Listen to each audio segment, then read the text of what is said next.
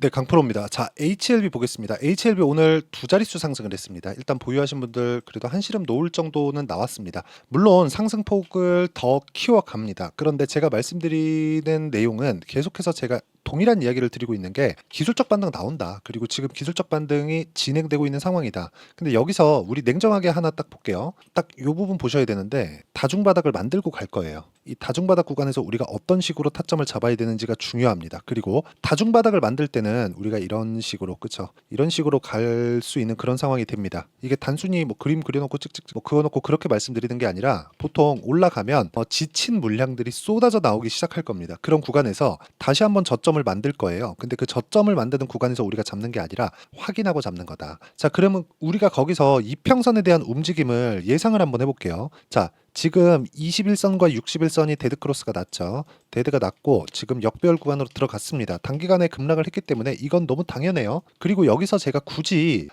리버세라닙 관련된 FDA 승인 관련된 이야기를 드리지 않는 건 뭐 다른 데서 충분히 뭐 그런 이야기를 하고 있어요. 근데 주식은 돈에 의해서 움직입니다. 돈이 재료보다 더 빨라요. 그렇기 때문에 우리가 돈의 움직임, 즉 가격의 움직임만 보더라도 FDA 관련된 내용을 유추해 볼 수 있다는 겁니다. 그쵸? 자, 그걸 어디서 볼 수 있느냐?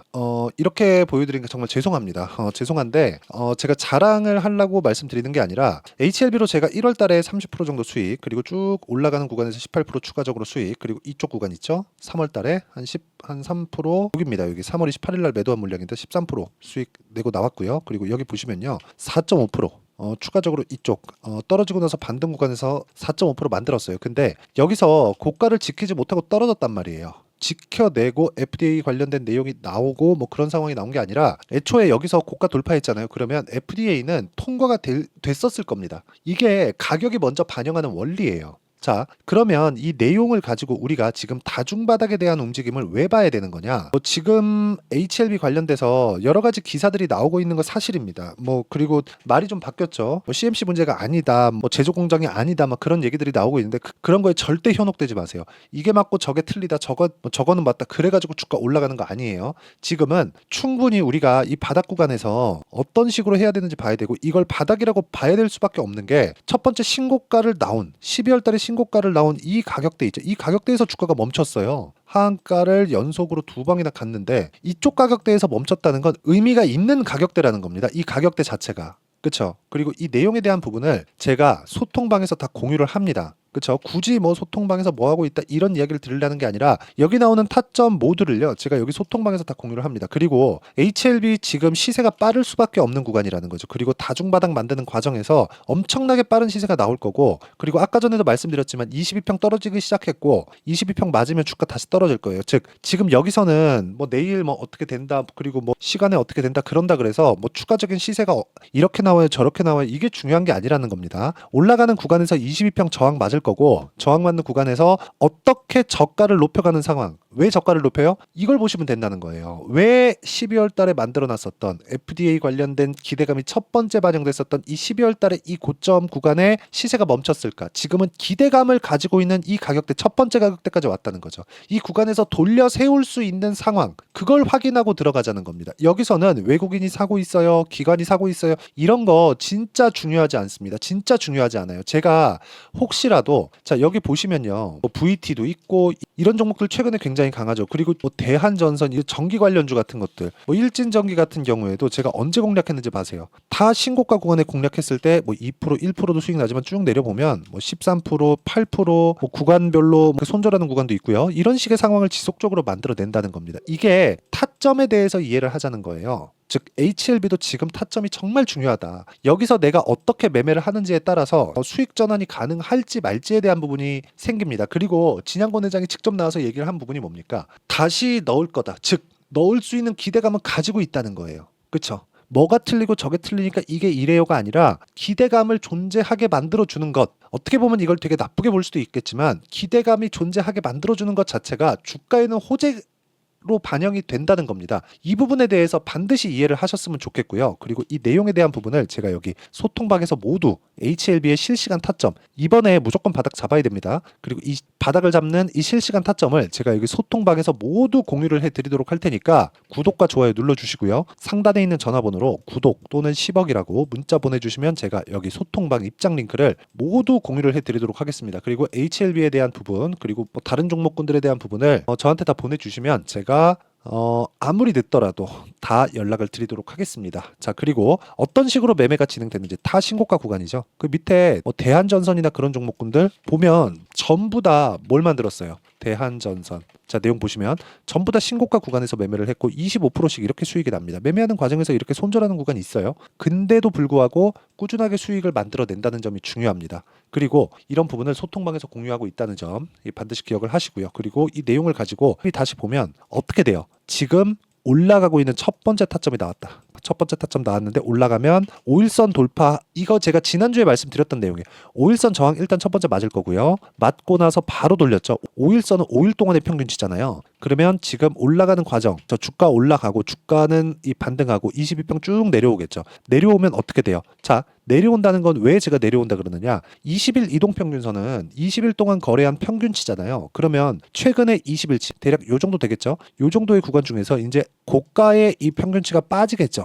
계속 여기 빠지고 여기 빠지고 여기 빠지면 밑에서 딱 요쪽 지내야 된다는 거예요. 자, 이게 무슨 얘기냐면 딱 요 구간 하나 둘 하나가 두 방 칸 요 구간, 그쵸? 요 구간 대략 한 14거래 2주 안에 이 종목군이 22평 내려오고 22평 딛고 추가적으로 올라가면서 62평하고 만나는 구간까지 갈 겁니다. 그러면 대략 한 8만 원 정도까지 내가 어느 정도 구간에 잡는지에 따라서 상황이 달라질 거예요. 지금 8만 원 간다고 여기서 덜컥 잡거나 하지 마세요. 다시 떨어지고 다시 기대감 발생시키면서 다시 올라갈 겁니다. 이때 진양권 회장의 어떤 코멘트가 나올지 그건 모르겠습니다. 그건 모르겠지만 우리가 보는 건 어떤 재료에 대한 부분보다 가격이 빠르다는 점, 그게 아니었다면 HLB 시가총액이 지금 이 구간에서 10조 이상까지 올라가는 상황이 나왔을까요? 지금도 7조 3천억이에요. 적지 않은 시가총액이에요. 그리고 지금 HLB 적자 기업인 거 아시죠? 적자 기업입니다. 그런데도 불구하고 제가 이렇게 이야기를 드리는 건 이미 기대감에 대한 부분이 다시 붙고 있는 그런 상황이 됐다는 겁니다. 왜? 가격이 그만큼 떨어졌으니까.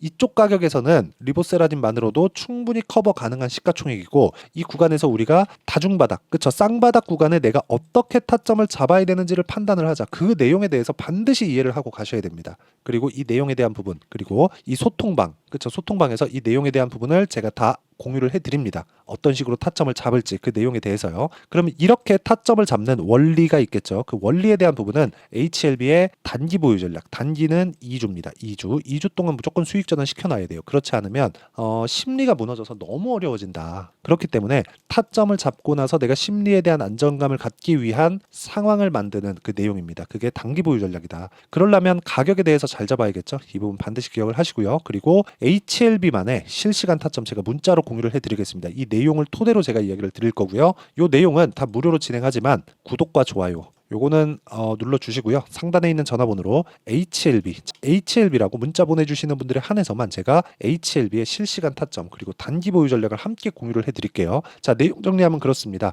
미래 가치를 반영한다. 즉 기대감이 있어야 된다. HLB는 지금 기대감이 있다. 이런 종목군들을 내가 어떻게 보고 어떻게 판단을 할지를 알아야 된다. 그쵸? 그 내용을 제가 이해를 시켜드리도록 할 테니까 영상 끝까지 시청하시고요. 모든 분들이 성공 투자하셨으면 참 좋겠습니다. 자, 24년도가 돼서도 시장은 여전히 어렵습니다. 자, 근데 시장은 항상 어려울 거예요. 앞으로도 계속해서 어려워질 겁니다. 자, 근데 제가 매월 대시세 종목을 구독자분들에게 공개를 합니다. 자, 내용을 보면 12월 달에 실제 공개를 했었던 강프로의 대시세 종목에 대한 내용인데 대기업을 상대로 안정적인 매출 구조를 가지고 있고요. 그리고 현재 주요 거래처는 삼성전자, 인텔, 하이닉스, TSMC, 해외에 반도체 관련된 기업이라는 걸 알 수 있죠. 그만큼 1월 달에 제가 보고 있었던 종목은 반도체 관련주라는 걸 알 수 있습니다. 공개를 해드리면 이 내용입니다. 여기 어보브 반도체, 그쵸? 실제 제가 거래한 내용을 공개를 한 거고요.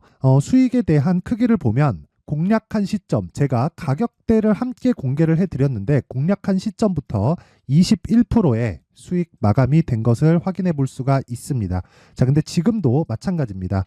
지금은 어떤 이슈가 있을까요? 2월 달에 발표한다는 기업 밸류업 프로그램이 있죠. 근데 그걸로 인해서 지금 2월 달에 발표한다고 이야기가 나온 상황이고요. 무엇보다 우리가 생각해야 될 내용은 한 가지입니다. 어떤 이슈나 그리고 어떤 상승할 수 있는 내용으로 인해서 주가가 올라가는 것은 맞죠. 하지만 가격이 먼저 반영한다는 걸 반드시 알고 있어야 되고, 그런 내용에 대한 파악이 되었을 때, 그쵸? 여기 어부부 반도체처럼 21%, 그쵸? 대략 3에서 4일 동안 20% 이상의 수익을 먹을 수 있고요. 그리고 여기 HLB 같은 종목처럼 대략 일주일이 채 되지 않는 기간 동안 30%의 수익을 낼 수 있습니다. 자, 그러면 답은 나왔어요. 재료에 대한 부분보다 중요한 게 가격이다. 자, 근데 지금 시장에 쏠려 있는 게 뭐죠? 2월 달에 발표하는 기업 밸류업 프로그램에 대한 내용이죠. 자, 그러면 우리가 이쪽에다가 지금 집중을 해야 될까요? 그 내용을 한번 보겠습니다. 기아차의 차트를 보면요. 1월 24일 날 정부단에서 입김을 불어넣은 이후에 시세가 강하게 발생한 것처럼 보이지만 애초에 12월 달부터 신고가를 달성했다는 걸 확인할 수 있습니다. 자, 그러면 우리가 스케줄을 따져봤을 때 우리가 어디를 봐야 될까요? 4월 달 총선을 봐야 됩니다. 드디어 때가 온 거죠. 4월 달 총선이 끝나면 그 뒤엔 뭐가 있죠? 대선 전국으로 들어갑니다. 그러면 우리는 4월 달 총선부터 시작해서 대선까지 이어질 수 있는 종목을 찾는 게 정말 중요합니다. 그게 정부 정책의 방향과 그리고 스케줄에 맞춰서 가는 거예요. 정치적인 상황에 따라서 주가가 움직이는 걸 우리는 수도 없이 많이 봐왔기 때문에 스케줄에 맞춰서 가는 게 지금으로서는 답이 될 수 있습니다. 그리고 무엇보다 어느 정도의 시세를 내는지 그 첫 번째 단계인 상황을, 그쵸? 제가 12월 달 밝혀드렸었던 대시세 종목으로 이미 공개를 해드렸기 때문에, 그쵸? 어떻게 제가 매매를 했는지까지 다 보여드렸습니다. HLB처럼, 그쵸? 31.9% 걸린 시간은 4일밖에 되지 않죠. 이 종목을 제가 가격과 그리고 어떤 종목인지를 애초에 12월 달부터 공개를 한 겁니다. 자, 그러면 지금도 마찬가지예요. 앞서서 제가 말씀드렸었던 23년도에 했었던 여러 가지 종목들이 있죠. 한미반도체 같은 종목들도 여기 소통방에서 모두 공개를 해서 실제로 10,000원부터 60,000원까지 상승한 내역이 있고요. 왜 공략을 했는지를 제가 다 공개를 해드렸습니다. 근데 지금도 마찬가지라는 거죠. 정부 정책의 방향에 맞춰서 또는 선거 스케줄에 맞춰서 매매를 이어가야 될 때가 됐고요. 제가 총선 관련된 큰 시세가 나올 수 있는 대시세 종목을 준비를 해놨습니다. 길게 말씀드리지 않겠습니다. 모든 종목들은 신고가를 달성하면서 대시세 준비를 하게 되고요. 신고가를 공략했을 때 내가 시장에 주도주를 잡을 수 있는데 지금은 총선에 집중하는 게 맞다. 그래서 총선 관련된 그리고 대선까지 이어질 수 있는 종목을 준비를 해놨는데 지금부터 준비를 하셔야 나중에 고가에 올라가서도 꾸준하게 매매를 이어갈 수 있습니다. 자꾸 막 손절하고 매매하는 과정에서 너무 어렵다 하시는 분들은요. 이 종목 딱 받아가서 큰 수익 내셨으면 좋겠고요. 이 종목은 상단에 있는 전화번호로 대시세라고 문자를 보내주시는 분들에 한해서만 제가 총선 그리고 대선까지 이어질 수 있는 종목을 공개해 드리도록 할 테니까 상단에 있는 전화번호로 대시세라고 문자를 보내주시고요. 그리고 구독과 좋아요 꼭 좀 부탁드리겠습니다. 시장은 정말 어렵습니다. 자, 그래서 모든 분들이 성공 투자하셨으면 좋겠고요. 기본적으로 가격에 대한 파악을 하면서 큰 수익을 내셨으면 좋겠습니다.